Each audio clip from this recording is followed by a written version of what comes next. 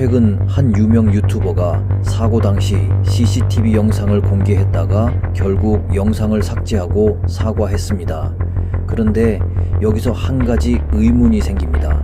사고를 당한 사람이 자신이 촬영된 CCTV 영상을 공개하는 것, 과연 법적으로 아무런 문제가 없는 걸까요? 사건은 지난 8월 14일 발생했습니다. 박위 씨가 KTX를 이용한 뒤 하차하는 과정에서 낙상 사고를 당한 것으로 알려졌습니다. 공개된 CCTV에는 휠체어를 타고 하차용 경사로를 내려오던 중 당시 이동을 돕던 사회복무요원의 발에 휠체어 바퀴가 걸리면서 넘어지는 상황이 담긴 것으로 전해졌습니다. 박위 씨는 이후 사고 당시 상황을 담은 CCTV 영상을 자신의 유튜브 채널에 공개했습니다. 하지만 영상 공개 이후 논란이 발생했고 결국 해당 영상은 삭제됐습니다. 이후 박위 씨는 사과했습니다. 결론부터 말씀드리면 CCTV를 공개했다는 사실만으로 곧바로 범죄가 성립하는 것은 아닙니다.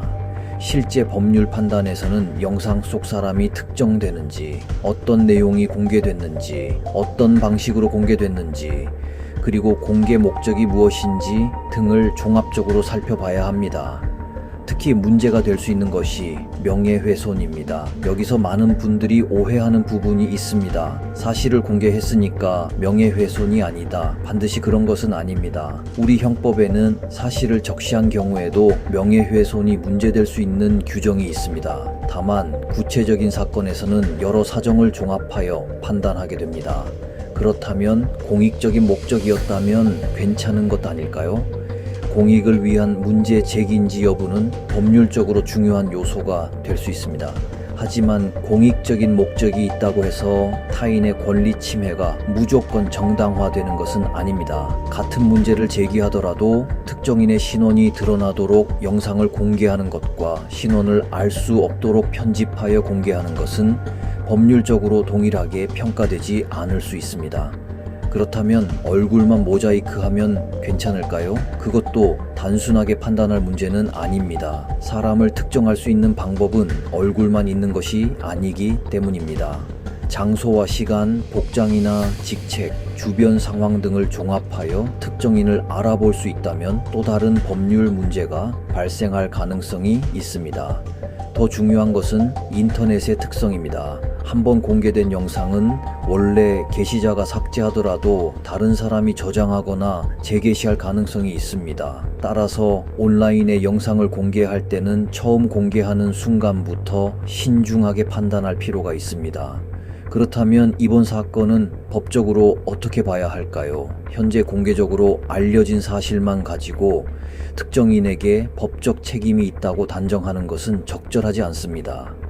실제 법률 판단에서는 CCTV가 어떤 경위로 확보됐는지, 영상에서 근무자가 어느 정도 특정될 수 있었는지, 영상과 함께 어떤 설명이 이루어졌는지, 그리고 공개 목적과 범위가 어떠했는지 등을 종합적으로 살펴봐야 합니다.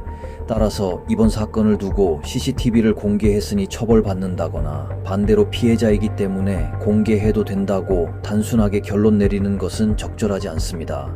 결국 CCTV 공개 문제에서 중요한 것은 단순히 공개할 수 있느냐가 아닙니다. 어디까지 공개할 것이냐가 핵심입니다. 타인의 행동을 공개적으로 문제 삼고 싶다면 먼저 4가지를 확인해 보시기 바랍니다.